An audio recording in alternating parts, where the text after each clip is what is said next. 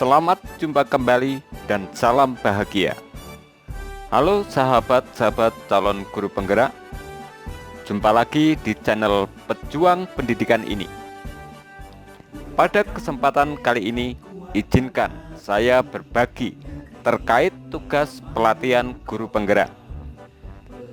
Adapun tugas yang dapat saya bagikan yaitu tugas pada modul 3.2.A.9 koneksi antar materi modul 3.2 pemimpin dalam pengelolaan sumber daya. Guru penggerak merupakan episode kelima dari rangkaian kebijakan Merdeka Belajar yang diluncurkan oleh Kementerian Pendidikan dan Kebudayaan dan dijalankan melalui Direktorat Jenderal Guru dan Tenaga Kependidikan. Program guru penggerak ini bertujuan untuk menyiapkan para pemimpin pendidikan Indonesia masa depan, mampu mendorong tumbuh kembangnya murid secara holistik, aktif dan proaktif dalam mengembangkan guru di sekitarnya untuk mengimplementasikan pembelajaran yang berpusat pada murid, serta menjadi teladan dan agen transformasi ekosistem pendidikan untuk mewujudkan profil pelajar Pancasila. Sebagai seorang pemimpin baik di kelas maupun di sekolah, kita harus mampu mengidentifikasi dan mengelola sumber daya yang dimiliki oleh sekolah untuk dapat dijadikan sebagai keunggulan sekolah dalam rangka mendukung perwujudan visi dan misi sekolah. Sekolah sebagai sebuah ekosistem adalah sebuah bentuk interaksi antara faktor biotik, yaitu unsur yang hidup, dan unsur abiotik, unsur yang tidak hidup. Kedua unsur ini saling berinteraksi satu sama lainnya, sehingga mampu menciptakan hubungan yang selaras dan harmonis. Dalam ekosistem sekolah, faktor-faktor biotik akan saling mempengaruhi dan membutuhkan keterlibatan aktif satu sama lainnya. Faktor-faktor biotik yang ada dalam ekosistem sekolah antara lain sebagai berikut: murid, kepala sekolah, guru, staf atau tenaga kependidikan, pengawas sekolah, orang tua, masyarakat sekitar sekolah. Selain faktor-faktor biotik yang sudah disebutkan tadi, faktor-faktor abiotik juga berperan aktif dalam menunjang keberhasilan proses pembelajaran. Faktor abiotik yang ada dalam ekosistem sekolah antara lain sebagai berikut. Yang pertama adalah keuangan. Kemudian yang kedua adalah sarana dan prasarana. Dalam rangka mewujudkan pembelajaran yang berpihak pada murid, sekolah akan berhasil jika mampu memandang segala aset atau sumber daya yang dimiliki sebagai sebuah keunggulan, bukan memandang sebagai sebuah kekurangan. Sekolah akan berfokus pada pemanfaatan dan pengelolaan sumber daya yang dimiliki tanpa lebih banyak memikirkan pada sisi kekurangan yang ada. Dalam pengelolaan sumber daya yang dimiliki oleh sekolah, ada dua pendekatan yang dapat dilakukan, yaitu yang pertama, pendekatan berbasis kekurangan atau masalah. Pendekatan ini akan memusatkan perhatian kita pada apa yang mengganggu, apa yang kurang, dan apa yang tidak bekerja. Segala sesuatunya akan dilihat dengan cara pandang negatif. Kita harus bisa mengatasi semua kekurangan atau yang menghalangi tercapainya kesuksesan yang ingin diraih. Semakin lama, secara tidak sadar kita menjadi seseorang yang terbiasa untuk merasa tidak nyaman dan curiga, yang ternyata dapat menjadikan kita buta terhadap potensi dan peluang yang ada di sekitar. Pendekatan yang kedua adalah pendekatan berbasis aset. Adalah sebuah konsep yang dikembangkan oleh Dr. Katrin Hammer, seorang ahli psikologi yang menekuni kekuatan berpikir positif untuk pengembangan diri. Pendekatan ini merupakan cara praktis menemukan dan menggali hal-hal yang positif dalam kehidupan. Dengan menggunakan kekuatan sebagai tumpuan berpikir, kita diajak untuk memusatkan perhatian pada apa yang bekerja, yang menjadi inspirasi, yang menjadi kekuatan atau potensi yang positif. Berikut ini saya tampilkan perbedaan antara pendekatan berbasis kekurangan dengan pendekatan berbasis aset. Silakan disimak perbedaan antara kedua pendekatan tersebut.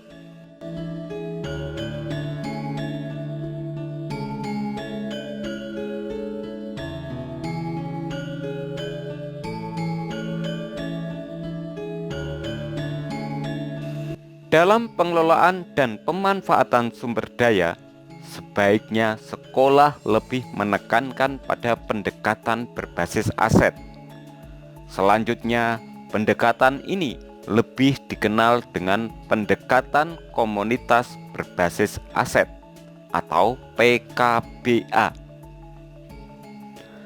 Pendekatan PKBA menekankan dan mendorong komunitas untuk dapat memberdayakan aset yang dimilikinya serta membangun keterkaitan dari aset-aset tersebut agar menjadi lebih berdaya guna. Pendekatan PKBA menekankan kepada kemandirian dari suatu komunitas untuk dapat menyelesaikan tantangan yang dihadapinya dengan bermodalkan kekuatan dan potensi yang ada di dalam diri mereka sendiri. Dengan demikian, hasil yang diharapkan akan lebih berkelanjutan. Pendekatan pengembangan komunitas berbasis aset berfokus pada potensi aset atau sumber daya yang dimiliki oleh sebuah komunitas. Selama ini, komunitas sibuk pada strategi mencari pemecahan pada masalah yang sedang dihadapi.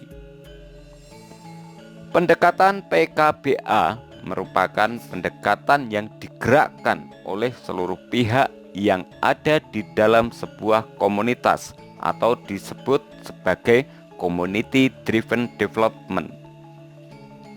Menurut Green dan Haynes 2002, dalam bukunya yang berjudul Asset Building of Community Development, ada 7 aset utama atau di dalam buku ini disebut sebagai modal utama, yaitu modal manusia, modal sosial, modal fisik, modal lingkungan atau alam, modal finansial, modal politik, serta yang ketujuh adalah modal agama dan budaya.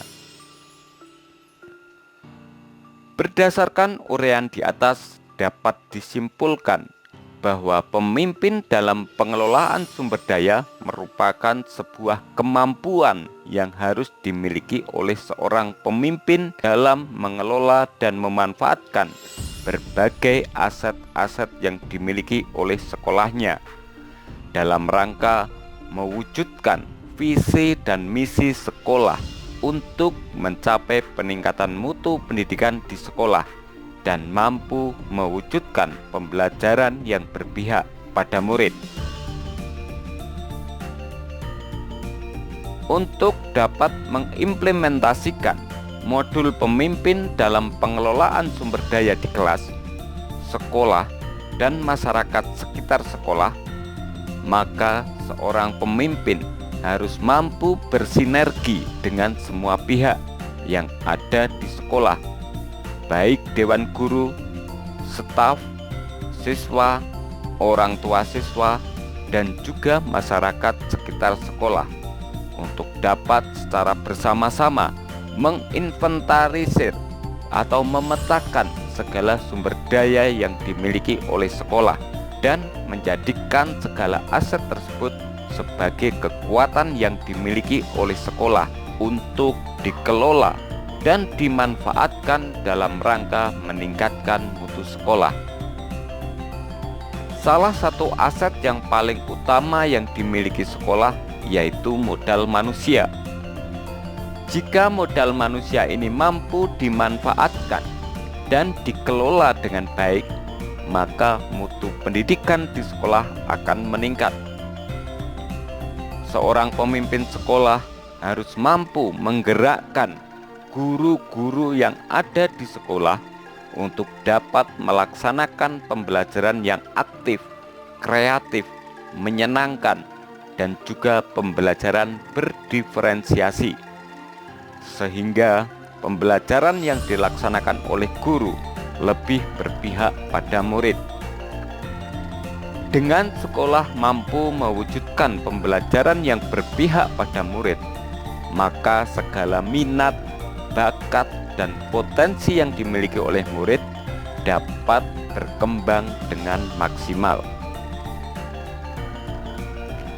Keterkaitan modul 3.2 dengan materi pada modul sebelumnya.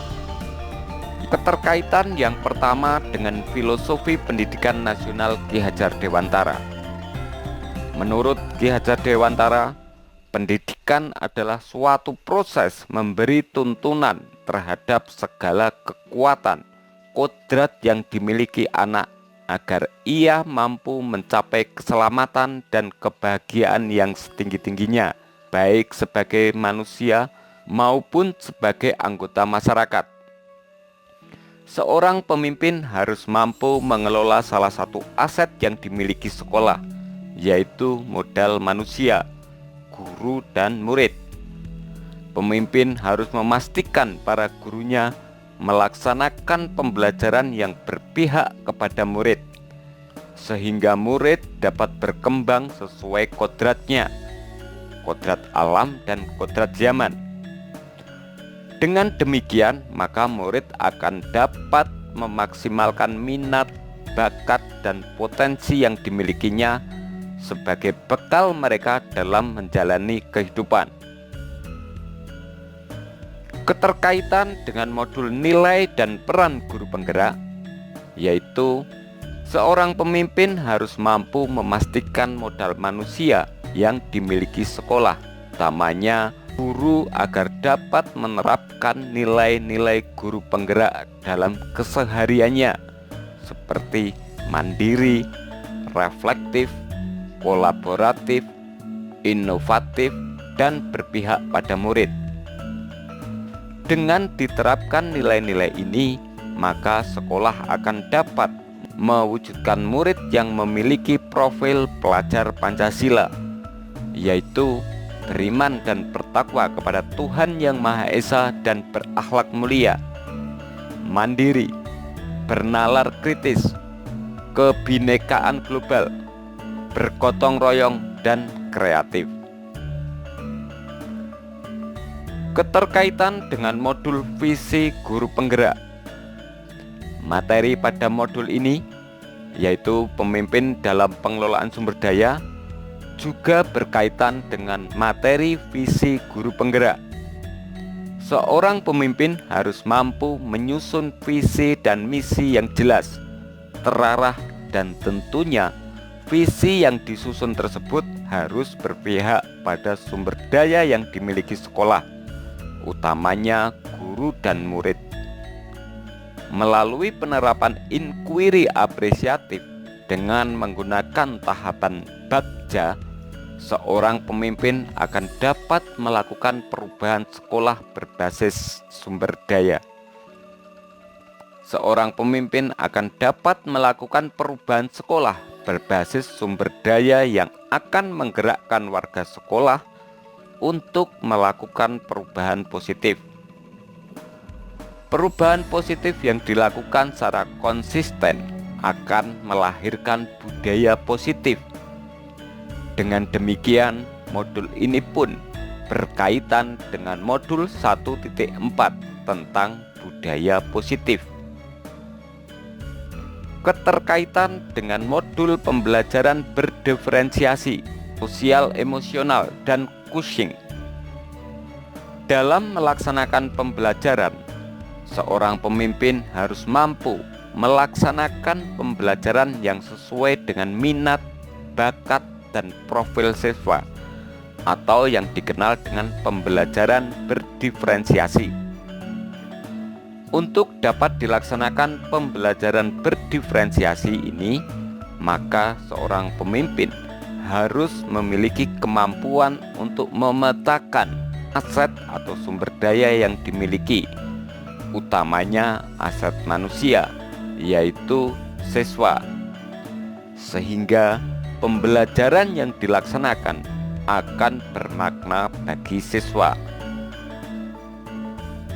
Potensi-potensi dan kekuatan yang dimiliki oleh siswa dapat kita kembangkan lebih jauh lagi dengan memperhatikan sisi sosial emosional siswa. Sebagai seorang pemimpin, kita harus memahami sisi sosial emosional siswa, sehingga ketika ada siswa kita yang mengalami permasalahan, maka kita akan dapat memberikan layanan berupa coaching. Coaching bertujuan untuk memberikan kesempatan kepada siswa untuk menemukan dan menggali potensi-potensi yang dimiliki siswa untuk dapat dikembangkan.